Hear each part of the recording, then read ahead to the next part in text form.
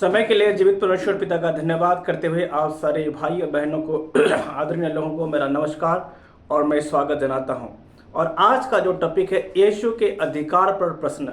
जब प्रभु यीशु मसीह यरूशलेम मंदिर में प्रवेश किया और यरूशलेम मंदिर में व्यापार चल रहा था और वहां का व्यापारी को निकाल दिया, मंदिर का साफ किया, उस समय यरूशलेम का जो आत्मिक अगुए थे, फरीसी सदुकी लोग, प्रभु यीशु से एक सवाल पूछा, तुम किस अधिकार में ये काम करते हैं? और वहां पर आने वाले लोगों को प्रभु यीशु मसीह चंगाई दिया। और यीशु मसीह क्या वो हर एक कामों के वे लोग सवाल पूछा, आपने किस अधिकार में ये काम कर रहे हैं, आपको किसने अधिकार दिया? और यीशु भी बहुत शानदार तरीका से उसका जवाब दिया। ये सारे वचन हमको मिलेगा मत्ती का सुसमाचार उसकी 21 अध्याय जब हम पढ़ते हैं 23 पद से लेकर 27 पद तक, और मरकुस का सुसमाचार 11 अध्याय 27 से लेकर 33 पद तक, और लूका का सुसमाचार उसका 20 अध्याय 1 से लेकर 8 पद तक उसका हमें वर्णन मिलता है। सो प्यारे लोग, पिछले दिनों में सोशल मीडिया में वायरल होने वाला एक वीडियो आप लोग को मालूम है। ज्योति शर्मा नाम का एक बहन महिला जो भिलाई की छत्तीसगढ़ के है, एक क्रिश्चियन, एक पादरी, एक पास्टर को उन्होंने थप्पड़ मारा था। इस बात बहुत वायरल हुआ। सो यहाँ पर मैं आप लोगों से और उनसे भी सवाल पूछना चाहता हूँ कि अधिकारी कौन है, कौन किसको अधिकार देता है, और आपका क्या क्या अधिकार है कि आप जानते हैं? सो मेरा आज का एक सवाल है, कौन अधिकारी है और अधिकार कैसे मिलता है, और इसके बारे में मैं आपसे बताने के लिए चाहता हूँ। सबसे पहला क्वेश्चन ये है, कौन अधिकारी है? मैं बाइबल से एक आयत को मैं आपके लिए पढ़ना चाहूँगा। बाइबल का पहला पुस्तक उत्पत्ति का पुस्तक है, उसका पहला अध्याय पहला पद जब हम पढ़ते हैं वहाँ पर लिखा है, आदि में परमेश्वर ने आकाश और पृथ्वी की सृष्टि की। अर्थात आदि में, आरंभ में परमेश्वर ने आकाश अर्थात आकाश में रहने वाले सारी चीज, पृथ्वी का मतलब पृथ्वी में रहने वाले जीव जंतु, पेड़ पौधा, नदी नाला, उन सब चीजों को परमेश्वर ने बनाया। अर्थात इस धरती का और आकाश और पृथ्वी, समुद्र, जो कुछ में है उसमें पाए जाने वाले उन सारे चीजों का, जीव जंतु, जानवर, इंसान, पेड़ पौधा, नदी नाला, उन सब का जो नेचर है उन सब का सृष्टिकर्ता परमेश्वर है। इसीलिए परमेश्वर ही एकमात्र इस दुनिया का अधिकारी है। मानो ये पेन को मैंने खरीद लिया है 10 रुपया देकर, मैंने उसके लिए कीमत चुकाया, ये मेरा है, उसके ऊपर मेरा अधिकार है। इसलिए मेरे ऊपर और आपके ऊपर, दुनिया के सब के ऊपर सृष्टिकर्ता परमेश्वर का अधिकार है। तो लोग कैसे अधिकारी बनते हैं? अधिकारी का मतलब मैं आपको बोल देना चाहता हूँ, पूरे दुनिया के ऊपर गॉड परमेश्वर अधिकारी है। एक पत्नी के लिए उसका पति अधिकारी है, बच्चों के लिए उनका पिताजी अधिकारी है, एक पंचायत में एक सरपंच अधिकारी है, एक ब्लॉक में ब्लॉक डेवलपमेंट ऑफिसर अधिकारी है, एक डिस्ट्रिक्ट में, जिला में कलेक्टर उसका अधिकारी है, एक स्टेट में चीफ मिनिस्टर उसका अधिकारी है, एक देश में, एक स्टेट में प्रधानमंत्री और राष्ट्रपति उनके अधिकारी है, एक राज्य में राजा अधिकारी है, एक थाना में थाना बाबू अधिकारी है, एक स्कूल में हेडमास्टर अधिकारी है, एक कॉलेज में प्रिंसिपल अधिकारी है। इसलिए हर एक डिपार्टमेंट एक हेड होता है, head of the department, HOD, head of the department उसको कहा जाता है। सो ये अधिकार कैसे मिलता है? मैं आपके लिए एक वचन पढ़ता हूँ। अगर आप एक सरपंच है, आप एक BDO है, आप एक प्रिंसिपल है, आप एक खिलाड़ी है, आप एक कैप्टन है, आप एक हस्बैंड है, आप एक पिता है, आप एक पति है, तो मतलब आप एक अधिकारी है। और ये अधिकार एक सही तरीके से मिलता है। एक व्यक्ति विवाह के बाद एक सही तरीके से एक हस्बैंड होता है, वह एक अधिकारी है, उनके पत्नी के लिए अधिकारी है। मैं एक वचन आपके लिए पढ़ूंगा,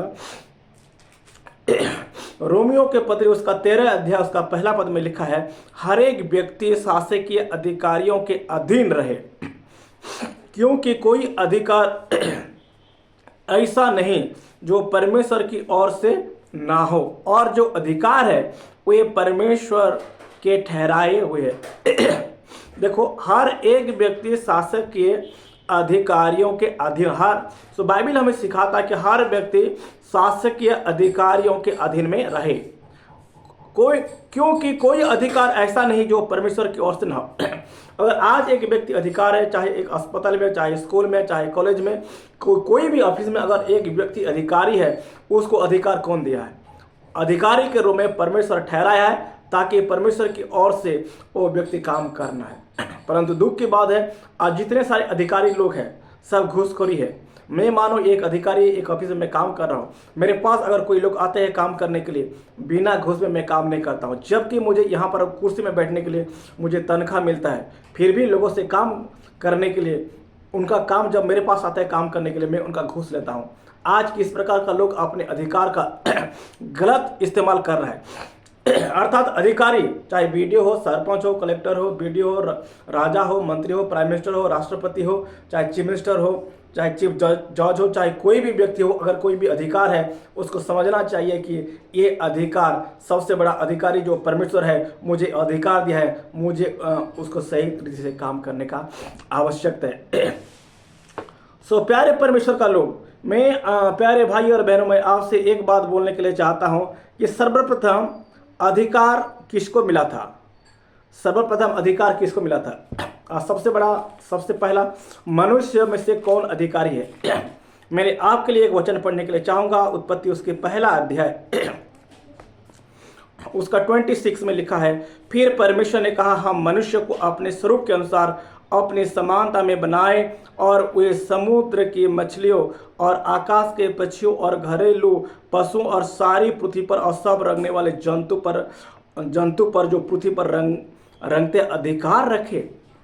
पहला अधिकारी परमेश्वर ने आदम को ठहराया था। इस पृथ्वी पर सारे जीव जंतु जानवर के ऊपर उन्होंने अधिकारी ठहराया था। एक वचन आगे पढ़ता हूँ, 28 उत्पत्ति 1 अध्याय का 28 में लिखा है, और परमेश्वर ने उनको आशीष दी और उनसे कहा, फूलो फलो और पृथ्वी में भर जाओ और उसको अपने बस में कर लो और समुद्र और मछलियों तथा आकाश के पक्षियों और पृथ्वी पर रंगने वाले सब जंतुओं पर अधिकार रखो।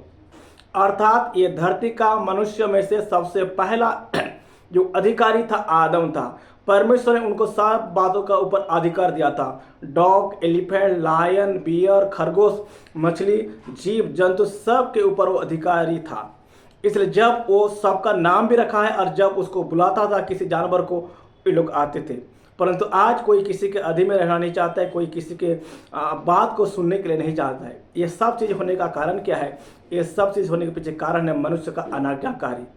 और मनुष्य परमेश्वर का बातों को मानने के बजाय शैतान का बातों को माना, उनके जीवन में पतन आ गया और शैतान उसके ऊपर अधिकारी हो गया और उसके ऊपर कब्जा किया और उसके ऊपर जबरदस्ती अधिकार अपना जमाया। परंतु परमेश्वर का धन्यवाद हो कि मनुष्य जो शैतान का कब्जे में चला गया, उससे छुड़ाने के लिए स्वयं प्रभु यीशु मसीह आया। इसीलिए परमेश्वर के बाद दूसरा व्यक्ति जो अधिकारी है वो है प्रभु यीशु मसीह। अगर हम पढ़ेंगे इब्रानी का पत्र उसका 3 अध्याय का 6 पद में आपके लिए पढ़ता हूं। इब्रानी उसका 3 अध्याय 6 पद में पढ़ता हूं, आपके लिए सुनिए। परंतु मसीह पुत्र के समान परमेश्वर का घर का अधिकारी है और उसका घर हम है, यदि हम साहस पर और अपनी आशा के घमंड पर अंत तक दृढ़ता से स्थिर रहे। परंतु मसीह पुत्र के समान परमेश्वर के घर का अधिकारी है और उसका घर हम है। अर्थात यीशु मसीह मुर्दों में से जी उठने के बाद समस्त मानव जाति के ऊपर उन्होंने अधिकारी ठहरा है। क्योंकि आदम के ऊपर जो अधिकार था, शैतान ने चीटिंग करके उसका अधिकार को ले लिया और उस बातों को हासिल किया प्रभु यीशु मसीह मृत्यु में से जी उठने के बाद। यीशु के मृत्यु तक दुनिया का समस्त मनुष्य मृत्यु तक में होकर गया और कोई भी व्यक्ति मृत्यु से जी कर नहीं उठा। परंतु यीशु मसीह इस दुनिया के पहला व्यक्ति है मृत्यु में से होकर गया और मृत्यु में से जी उठा। इस कारण केवल प्रभु यीशु मसीह एक व्यक्ति है, वो पृथ्वी और स्वर्ग का अधिकारी है। मैं आपके लिए वचन पढ़ता हूं, मत्ती का सुसमाचार 28 अध्याय उसका 19 पद में लिखा है, इसलिए तुम जाओ सॉरी 18 पद में लिखा, यीशु ने उनके पास आकर कहा, स्वर्ग और पृथ्वी का सारा अधिकार मुझे दिया गया। केवल एक व्यक्ति कहा है और ऐसा किसी व्यक्ति को आपको नहीं मिलेगा जिसने कहा कि स्वर्ग और पृथ्वी का सारा अधिकार मुझे दिया गया। इस बात प्रभु यीशु मसीह का कब कहा है? जब प्रभु यीशु मसीह मुर्दों में से जी उठा, ये धरती पर 40 दिन और 40 रात तक रहा, और जिस दिन में 40वां दिन में जब वो स्वर्ग में उठा लिया गया, उस समय चेलों के पास आकर उन्होंने कहा, स्वर्ग और पृथ्वी का सारा अधिकार मुझे दिया गया, इसलिए तुम जाओ और सब जातियों के लोगों को चेला बनाओ। प्रभु को धन्यवाद करते हैं, अर्थात प्रभु यीशु मसीह अधिकारी है। सो अधिकार लोगों को कैसे मिलता है? सही तरीके से। अगर मैं अब एक पिता हूं और मैं एक पत्नी हूं, विवाह के बाद मुझे एक अधिकार मिला एक पति होने के लिए, एक तरीके से होता है अधिकार। अगर आप एक प्रिंसिपल है तो कैसे? बिना पढ़ा लिखा, बिना पढ़ाई में आपको कोई अधिकारी नहीं बनाएगा। सब सिस्टम में होता है, क्वालिफिकेशन को, क्राइटेरिया को उसमें फुलफिल करना पड़ता है, तब आपको एक प्रिंसिपल हो सकता है, एक कैप्टन हो सकते हैं, एक चीफ मिनिस्टर हो सकते हैं। तरीके से, सही तरीके से लोग आपको वोट देना चाहिए, तब जाकर एक व्यक्ति अधिकारी होता है। लेकिन आप जान लीजिए, कोई भी अधिकार ऐसा नहीं है जो परमेश्वर की ओर से नहीं आता है। इसलिए उस व्यक्ति, चाहे चीफ मिनिस्टर हो, चाहे प्रधानमंत्री हो, चाहे कोई भी व्यक्ति हो, अगर अधिकार में है, अधिकारी में है, परमेश्वर ने उसको उस अधिकारी में ठहराया है। इसलिए इस बात को समझ करके प्रत्येक व्यक्ति को अपना काम करना चाहिए। वर्तमान एक सवाल मैंने पूछना चाहता हूँ। पिछले दिनों में एक जो वीडियो वायरल हुआ कि एक महिला है, एक बहन है, ज्योति शर्मा नाम का, जो भिलाई की छत्तीसगढ़ के रहने वाले हैं, एक क्रिश्चियन, एक पादरी के ऊपर उन्होंने थप्पड़ मारा। अभी मैं अधिकार के बारे में पूछना चाहता हूँ, अभी उनका क्या अधिकार है? क्या वो सरकारी अधिकारी है? उसके ऊपर कौन सा अधिकार है? आपको अधिकार है किसी व्यक्ति को आपने ऐसा क्यों प्रचार कर रहा है, आपने गलत शिक्षा क्यों दे रहा है? आप इस बात को पूछने का आपके अधिकार है, परंतु किसी के ऊपर आपको थप्पड़ मारने का, किसी के ऊपर मारने का, किसी के ऊपर हत्या करने का आपको क्या अधिकार? कौन सा आपको हक दिया? अपने बच्चे के ऊपर आप अधिकारी है, माँ और पिता होने के नाते अपने बच्चे के ऊपर आप शासन कर सकते हैं, लेकिन दूसरे व्यक्ति के ऊपर आप कौन अधिकार दिया? किसने अधिकार आपको दिया है? क्या अधिकार आपको, क्या पावर है? पूछ सकते हैं, बोल सकते हैं। आपको किसी परेशानी है तो आप उसके नाम में केस दर्ज कर सकते हैं और उसका फैसला कोर्ट में, सुप्रीम कोर्ट में कानून के अनुसार होगा। परंतु किसी व्यक्ति के ऊपर अधिकार नहीं है, किसी व्यक्ति को दंड देने का अधिकार नहीं है। किसी व्यक्ति को मार दूंगा, किसी व्यक्ति को हत्या कर दूंगा, किसी व्यक्ति को पनिशमेंट कर दूंगा, उसके लिए मुझे अधिकार है क्या? लेकिन आज ये सब काम होते हुए नहीं जा रहा है।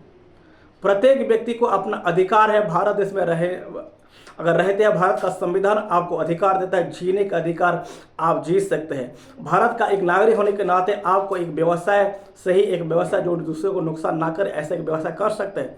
परंतु आज तो सरकार ऐसे है कि लोगों को दारू बेचने के लिए लाइसेंस देता है, गलत काम करने के लिए लोगों को लाइसेंस दिया जाता है। एक आज ऐसा वाला लोग व्यवसाय कर रहे हैं, दारू बेचने का व्यवसाय कर रहे हैं, तंबाकू, नशे पानी का लोग व्यवसाय करके चल रहे हैं।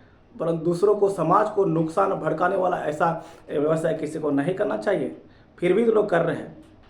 आप अपना जीने के लिए एक व्यवसाय, छोटा मोटा एक व्यवसाय कर सकते हैं, नौकरी कर सकते हैं, काम कर सकते हैं। आपको जीने के लिए हक है, आपको पढ़ने के लिए हक है, बोलने के लिए हक है। आप कहीं पर गलती लगता है आप बोल सकते हैं, ये आपकी अधिकार है। बोलने का अधिकार है, जीने का अधिकार है, कहीं पर भी आप घर बनाने का अधिकार है, कहीं पर भी अपना ज़मीन ले करके आप बना सकते हैं। इंडिया में कहीं पर आप आ सकते हैं, जा सकते हैं, ये आपके अधिकार है।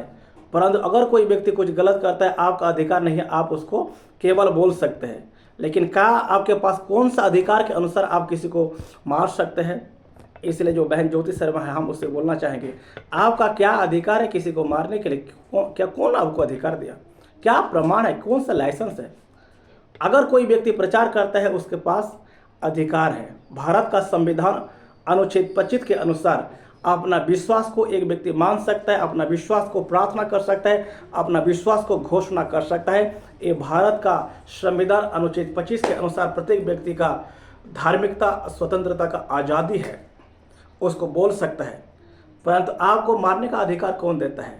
बोलने का अधिकार है, लेकिन मारने का, पीटने का, हत्या करने का किसी व्यक्ति का ये दुनिया में अधिकार नहीं। अगर आप ऐसा करते हैं, गलत तरीके से अगर आप काम करते हैं, उसका नतीजा बहुत बुरा होगा।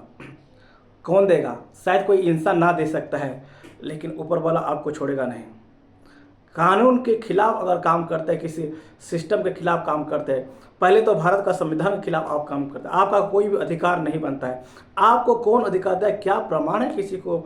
आप बोल सकते हैं अच्छा है, लेकिन हत्या करना, पीटना, मारना, ये सब चीज़ का इजाज़त संविधान नहीं देता है। आप गलत करते हैं। अगर एक व्यक्ति यीशु मसीह के बारे में प्रचार करता है, उसके पास दो प्रकार के अधिकार होता है। एक अधिकार बाइबल से मैं बोलता हूँ, मत्ती का सुसमाचार 28 अध्याय 18 से 20 में लिखा है, यीशु ने उनके पास आकर कहा, स्वर्ग और पृथ्वी का सारा अधिकार मुझे दिया गया, इसलिए तुम जाओ, सब जातियों के लोगों को चेला बनो। क्या गलती है उसमें? और उन्हें पिता और पुत्र पवित्र आत्मा के नाम से बपतिस्मा। अगर कई प्रचार करते हैं, यीशु मसीह का शिक्षा लोगों को बोलते हैं चोरी नहीं करना, हत्या नहीं करना, विचार नहीं करना, झूठ नहीं बोलना, नशे पानी नहीं करना, क्या उसमें गलत क्या है? कहीं पर आपको गलत लगता है क्या? नो। अगर इस बात को, सच्चाई को बोलते हैं तो आप धर्म पर, इस धर्म का नहीं है, सच्चाई का बात बोलते हैं, पाप करने के लिए लोगों को रोका जाता है। काम इतना है। अगर इतना बोलते से गलती है क्या? बताइए, उसमें क्या गलती है? ये बोलने का हक नहीं है। आज लोग दारू पिएगा, उसको कोई परेशानी है, दारू छूट गया, एक व्यक्ति विश्वास करता, अपना अधिकार नहीं है कि हम किसी को वोट देने का अधिकार है, तो हमारा विश्वास करने का भी अधिकार है। मैं किसको वोट देने का, ये मेरा अधिकार है। क्या मेरे जबरदस्ती आप कर सकते हैं क्या? मेरा एक अपना आज़ादी है, मैं किसको वोट देना, मेरा अपना आज़ादी है, मैं किसको विश्वास करूंगा, किसको प्रार्थना करूंगा, क्या करूंगा, नहीं करूंगा, ये मेरा मामला है। तुम कौन होते हैं बोलने के लिए? इसलिए तुम पूछ सकते हैं, लेकिन तुम मार नहीं सकते हैं। अगर तुम ऐसा करते हैं, परमेश्वर की ओर से आपके ऊपर दंड आएगा, उसको कोई बचा नहीं सकता है। इसके लिए तैयार हो जाइए। सो परमेश्वर का धन्यवाद हो। सो प्रभु यीशु मसीह, आइए हम देखते हैं वचन में, समय भी हो रहा है। वचन में देखिए, प्रभु यीशु मसीह का आखिरी हफ्ता जब धरती पर था, संडे का दिन वो यरूशलेम में प्रवेश किया क्रूस पर चढ़ा जाने से पहले, और लोगों ने उसको बहुत राजा के रूप में स्वागत किया, बोला होशाना, दाऊद के संतान यीशु, दाऊद के संतान का होशाना, जो प्रभु के नाम में आता है होशाना, उसको खुशी से उसको स्वागत किया। वो लोग सोच रहे हैं कि वो राजा के रूप में आ रहा है, क्योंकि पहले से भविष्यवाणी हुआ है, तेरा राजा तेरे पास गद्दी के बच्चे पर आएगा। वो नम्र है, वो लिखा है, वो बात पूरा हुआ। यीशु मसीह के जीवन होने वाला हर एक घटना वचन के पूरा होता है। लोग राजा के रूप में तो उसको स्वीकार किया, लेकिन यीशु मसीह सीधा मंदिर में चला गया, तब लोग अभी डाइजेस्ट नहीं हुआ, और वहाँ व्यापार करने वाले लोगों को वहाँ से निकाल दिया। अभी लोग उसको सवाल पूछते चाहिए। आइए हम पढ़ते हैं। वह मत्ती का सुसमाचार 21 अध्याय 23 पद से मैं आगे पढ़ता हूँ। वह मंदिर में जाकर उपदेश कर रहा था, तो प्रधान याजकों और लोगों के पुरनियों ने उसके पास आकर पूछा, तू ये काम किसके अधिकार से करता है, और तुझे ये अधिकार किसने दिया? यीशु से सवाल पूछा, तुझे ये अधिकार किसने दिया? यीशु ने उनको उत्तर दिया, मैं भी तुमसे एक बात पूछता हूँ, यदि वह मुझे बताओगे तो मैं भी तुम्हें बताऊंगा कि ये काम किस अधिकार से करता हूँ। तू शिक्षा देता है, प्रचार करता है, चंगाई करता है, तुझे अधिकार कौन दिया? हम जो इस्राएली यहूदी जो रब्बी लोग थे, जो अधिकारी लोग थे, तो कोई तो अधिकार तुम्हें नहीं दिया, तो तुमको अधिकार कौन दिया? तो यीशु मसीह से एक सवाल पूछा उनके भी, यूहन्ना का बपतिस्मा कहाँ से था? यीशु को एक सवाल पूछा, उस सवाल का जवाब देने के लिए प्रभु यीशु मसीह एक सवाल पूछता है उन लोगों से, यूहन्ना का बपतिस्मा कहाँ से था? इसका अर्थ है यूहन्ना जो सेवकाई कर रहा था, बपतिस्मा का सेवकाई, उसको कौन अधिकार दिया था? स्वर्ग की ओर से था या मनुष्य की ओर से? तब वे आपस में विवाद करने लगे। यदि हम कहे स्वर्ग की ओर से, तो वह हमसे कहेगा, फिर तुमने उसका विश्वास क्यों ना किया? और यदि कहे मनुष्य की ओर से, तो हमें भीड़ का डर है, क्योंकि ये सब यूहन्ना को भविष्यवक्ता मानते थे। अतः उन्होंने यीशु को उत्तर दिया, हम नहीं जानते। सुनिए आगे, उसने भी उनसे कहा, तो मैं भी तुम्हें नहीं बताता कि ये काम किस अधिकार से करता हूँ। यीशु मसीह मंदिर में प्रवेश किया, वहाँ का व्यापारी लोग को निकाल दिया, उनका व्यवसाय बंद हो गया, लोगों को मुश्किल हो गया। अभी उससे सवाल पूछ रहे कौन लोग? सुनिए, वह मंदिर में जाकर उपदेश कर रहा था, तो प्रधान याजक लोगों ने, पुरनियों ने उसके पास आकर पूछा, तू ये काम किसके अधिकार से करता है? यीशु मसीह के उपदेश और काम के ऊपर लोगों ने सवाल पूछा कि तुझे यह अधिकार किसने दिया? यीशु से पूछते तुझे अधिकार किसने दिया? आज भी ये लोग पूछते हैं तुझे अधिकार कौन दिया, तू प्रचार करने के लिए अधिकार कौन दिया? अधिकार कौन देता है? नंबर 1 बात, भारत का संविधान प्रत्येक व्यक्ति को अधिकार देता है। आपका धार्मिकता आज़ादी है अनुच्छेद 25 के अनुसार, और ये यीशु मसीह की आज्ञा है, तुम जाओ और बोलो। आप किसका बात है? संविधान को देखेंगे तो संविधान के अनुसार ठीक है, और बाइबल के अनुसार देखते हैं, विश्वास के बाद देखते हैं तो यीशु का एक महान आज्ञा है। तो आदमी करेगा कि नहीं करेगा? किसी भी रीति से एक व्यक्ति अगर यीशु मसीह के बारे में बोलता है कोई गलत नहीं है। तुम्हें अधिकार कौन दिया है? यीशु मसीह से लोग पूछते तुझे अधिकार किसने दिया, तू प्रचार करने का अधिकार कौन दिया, चंगाई करने का अधिकार किसने दिया? इसने पूछता। एक व्यक्ति था यूहन्ना नामक एक व्यक्ति, लोगों को बपतिस्मा दे रहा था। यहूदी एक नबी था, और बहुत लोग आकर यहूदी लोग उससे बपतिस्मा ले रहे थे। मैंने फिर आपका बपतिस्मा दे रहा था। यीशु ने पूछा उस व्यक्ति ने कौन से अधिकार में काम किया? यीशु का सवाल, यूहन्ना का बपतिस्मा कहाँ से था? यूहन्ना का बपतिस्मा कौन दिया था उसको? दूसरे को बपतिस्मा दे रहा था, परंतु उसका बपतिस्मा कहाँ से था? स्वर्ग से या मनुष्य से? अगर स्वर्ग से बोल देते तो उन लोग यीशु मसीह बोलता, तुम उसका बात क्यों नहीं माना? अगर लोगों से बोलते तो उनको डर है लोगों का भीड़ के कारण। वो एक नबी था। ऐसे ही है। अर्थात प्यारे लोग, सबसे बड़ा अधिकारी परमेश्वर है। प्रत्येक व्यक्ति को अधिकारी के रूप में रखा। अगर आप एक टीचर है, स्कूल के ऊपर बच्चों के ऊपर आपका अधिकार, लेकिन सही रीति से आपको अपना अधिकार का इस्तेमाल कर। अगर एक पति है, पत्नी है, अगर हेडमास्टर है, डॉक्टर है, चीफ मिनिस्टर है, प्राइम मिनिस्टर, कुछ भी हो, आप एक अधिकारी है। सबसे बड़ा अधिकारी परमेश्वर है। वो आपको अधिकार दिया है। जब तक नहीं देगा आपके पास कोई अधिकार नहीं है। इसमें पूछना चाहता हूँ, प्रत्येक धरती का प्रत्येक व्यक्ति का ये अपना अधिकार है जीने का, अपना अधिकार है बोलने का, अपना अधिकार है विश्वास करने का, अपना अधिकार है विश्वास को प्रैक्टिस करने का, अपना अधिकार है अपना विश्वास को बोलने के लिए।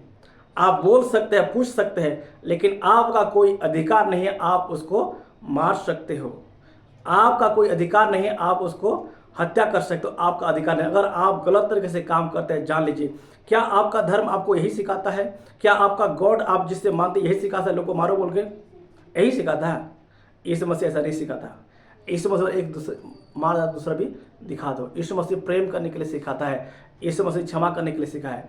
यीशु मसीह एक व्यक्ति है, करके दिखाया क्रूस के ऊपर, माफ़ करने का, प्यार करने का, दया करने का, क्षमा कर, ये मसीह सिखाता है, मारना नहीं सिखाता है। यीशु का अधिकार था बोलने का, डांटने का अधिकार था, फिर भी उन्होंने अपना अधिकार का इस्तेमाल नहीं किया। आज इंसान अपना अधिकार ना होने के बाद एक दूसरे को बोलता है, अपना अधिकार ना होने के बाद दूसरों को मारता है। बहुत गलत बात है। सुधर जाओ, बदल जाओ, नहीं तो परमेश्वर आप कोई भी हो आपको नहीं छोड़ेगा। परमेश्वर आप सबको आशीर्वाद दे, सबको परमेश्वर आशीर्वाद दे। मैं आपके लिए प्रार्थना करता हूँ।